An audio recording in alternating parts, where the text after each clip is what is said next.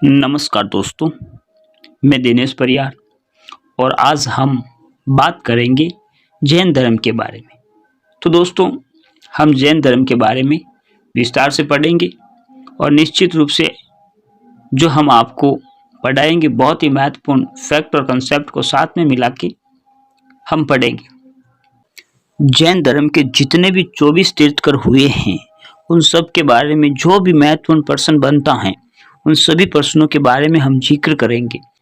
जैन धर्म की स्थापना वैसे तो ऋषभदेव अर्थात आदिनाथ ने की थी, लेकिन सबसे महत्वपूर्ण तीर्थकर महावीर स्वामी माने जाते हैं, क्योंकि महावीर स्वामी ने जैन धर्म का इतना प्रचार प्रसार किया और महावीर स्वामी के समय जैन धर्म अपनी ऊंचाइयों पर पहुंचा था और पूरे भारत में जैन धर्म प्रसिद्ध हुआ था।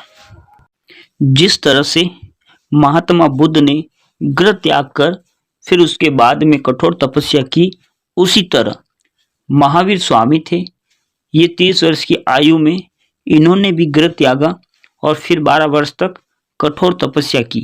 इसके बाद महावीर स्वामी को केवल्य प्राप्त हुआ, यानी ज्ञान प्राप्त हुआ। जब ज्ञान प्राप्त हुआ उसके बाद महावीर स्वामी यति कहलाए। तो दोस्तों, हम बात करते हैं जैन धर्म के बारे में। जो तो कुल 24 तीर्थकर हुए थे।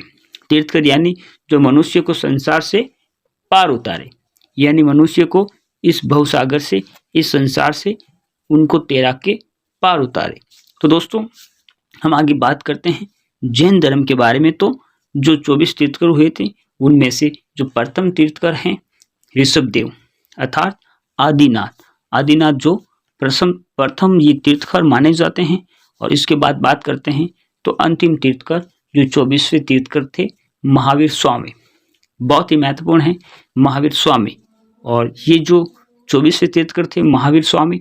और अब बात करेंगे कि जो इतिहास के अंदर जो ऐतिहासिकता सिद्ध होती है, दो महत्वपूर्ण तीर्थकर हैं, सिर्फ उनकी ऐतिहासिकता सिद्ध होती है। कौन कौन से? पहले हैं पार्श्वनाथ, ये जो हमने अभी जिक्र किया था पार्श्वनाथ के बारे में, क्योंकि हम इस टॉपिक को बहुत ही आराम से पढ़ेंगे। और दूसरे हैं महावीर स्वामी। इन दोनों की इतिहास के अंदर ऐतिहासिकता सिद्ध होती है। और आगे हम बात करते हैं तो देखते हैं कि जैन धर्म के जो तीर्थकर हैं उनका ऋग्वेद में भी उल्लेख मिलता है।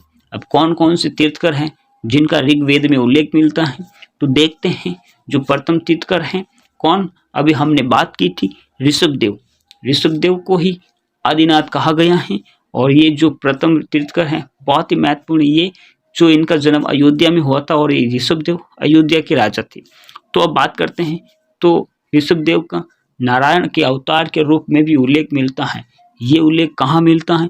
तो विष्णु और भागवत पुराण के अंदर जो ऋषभदेव हैं इनका नारायण के रूप में भी उल्लेख मिलता है। बहुत ही महत्वपूर्ण है दोस्तों। ये ऋषभदेव ने अपने पुत्र को इन्होंने राजा बनाकर स्वयं इन्होंने संन्यास ग्रहण किया। बहुत ही शानदार है। और आगे हम बात करते हैं तो देखते हैं जो 22वें तीर्थकर हैं कौन? अरिष्टनेमी। जो 22वें तीर्थकर हैं अरिष्टनेमी, ये ऋग्वेद में इनका उल्लेख मिलता है। बहुत महत्वपूर्ण है 22वें तीर्थकर अरिष्टनेमी। और इनका उल्लेख जो एक जैन ग्रंथ हैं, अन्य जो उल्लेख की बात करते हैं तो जैन ग्रंथ हैं कौन सा? उत्तराध्ययन सूत्र। उत्तराध्ययन सूत्र जैन ग्रंथ हैं, इसमें भी इनका जो अरिष्टनेमी नाथ का उल्लेख मिलता है। दोस्तों, ये जो भी हम आपको बता रहे हैं ये किसी न किसी एग्जाम में ज़रूर आए हुए हैं। बहुत ही महत्वपूर्ण है, आपके जो काम के हैं। और आप इनको अच्छी तरह से इस वीडियो को बार बार देखना कि आपके जो महत्वपूर्ण ये कंसेप्ट क्लियर हो जाए जैन धर्म से संबंधित। तो आगे हम बात करते हैं और तो देखते हैं कि जैन धर्म के जो भी 24 तीर्थकर हुए हैं उनके बारे में एक बार आपको बता देते हैं। पूरे के पूरे 24 तीर्थकरों के बारे में जो आपको समझने में और आपको तीर्थकरों के बारे में जो उनके नाम है वो याद हो सके। तो दोस्तों, हम देखते हैं। तो दोस्तों, हम बात करते हैं 24 तीर्थकरों के बारे में। एक एक तीर्थकरों के बारे में देखेंगे कि उनके प्रतीक चिन्हों के बारे में भी देखेंगे। 24 तीर्थकर और उनके प्रतीक चिन्ह, जो महत्वपूर्ण प्रतीक चिन्ह हैं उनके बारे में ही हम जिक्र करेंगे दोस्तों, क्योंकि जो ये एग्जाम के अंदर सवाल आए हुए हैं और इन सभी को हम देखते हैं। तो प्रथम तीर्थकर के बारे में हम बात करते हैं तो ऋषभदेव थे, आदिनाथ के नाम से पुकारे जाते थे। और ये हमने पहले भी देखा था। इनका जो प्रतीक चिन्ह है बहुत महत्वपूर्ण है दोस्तों, कई बार एग्जाम के अंदर आ जाते हैं। इनका प्रतीक चिन्ह सांड है। और आगे बात करते हैं दूसरा जो तीर्थकर अजितनाथ, बहुत महत्वपूर्ण है अजितनाथ। और इनके बारे में बात करते हैं तो इनका प्रतीक चिन्ह कौन सा है? हाथी है। और अजितनाथ का जो उल्लेख दोस्तों ये यजुर्वेद में भी देखने को मिलता है। अब तीसरा है शंभुनाथ। शंभुनाथ के बारे में बात करते हैं तो इनका प्रतीक चिन्ह घोड़ा है। शंभुनाथ का प्रतीक चिन्ह घोड़ा है। चौथा है अभिनंदन नाथ और पांचवा धर्मनाथ, छठा पद्मनाथ। और आगे देखते हैं सातवां जो ये तीर्थकर हैं सुपार्श्वनाथ। आठवां के बारे में बात करते हैं तो दोस्तों चंद्रप्रभ है। नौवां पुष्पदत्तनाथ। और 10वें के बारे में हम बात करते हैं तो शीतलनाथ।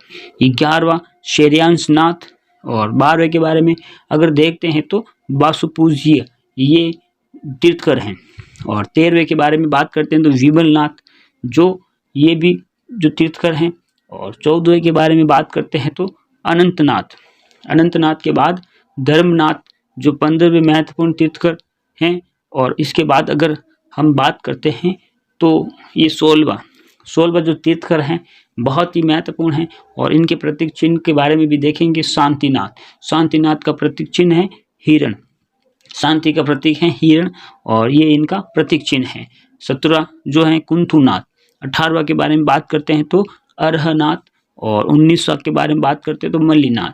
और फिर उसके बाद अगर 20वें तीर्थकर के बारे में बात करेंगे, लेकिन मल्लीनाथ के बारे में देखते हैं, बहुत महत्वपूर्ण है ये मल्लीनाथ। ये जो संप्रदाय बटे थे श्वेतांबर और दिगंबर, तो श्वेतांबर जो थे इनको स्त्री मानते थे, पुरुष नहीं मानते थे। उनका कहना था कि मल्लीनाथ स्त्री हैं। और फिर बात करते हैं 21वां नेमिनाथ के बारे में। और जो नेमिनाथ थे इनका जो प्रतीक चिन्ह शंख था। और फिर 22वें जो तीर्थकर हैं बहुत इम्पोर्टेंट हैं, क्योंकि ये जो 22वें तीर्थकर हैं अरिष्टनेमी जो ऐसे माने जाते हैं कि भगवान जो कृष्ण थे, कृष्ण के समकालीन थे। बहुत ही महत्वपूर्ण है कि कृष्ण के समकालीन थे। 23वें तीर्थकर पार्श्वनाथ का जो प्रतीक चिन्ह है बहुत इम्पोर्टेंट है सर्प। पार्श्वनाथ के बारे में भी हम विस्तार से देखेंगे। और फिर जो 24वें तीर्थकर हैं 23 के तो हो गए पार्श्वनाथ, इनके बारे में हमने जिक्र किया था कि इनका प्रतीक चिन्ह सर्प है, जो सांप हैं। और फिर देखते हैं तो 24वें तीर्थकर हैं ये है महावीर स्वामी। दोस्तों महावीर स्वामी का जो प्रतीक चिन्ह है इनके बारे में अगर देखते हैं तो सिंह है, यानी शेर इनका प्रतीक चिन्ह है। और इसी तरह दोस्तों हम आगे के अध्याय के अंदर बात करेंगे जैन धर्म के जो प्रथम तीर्थकर हैं, विस्तार से देखेंगे। और फिर अंत तक जैन धर्म को अच्छी तरह से हम पढ़ेंगे। धन्यवाद दोस्तों।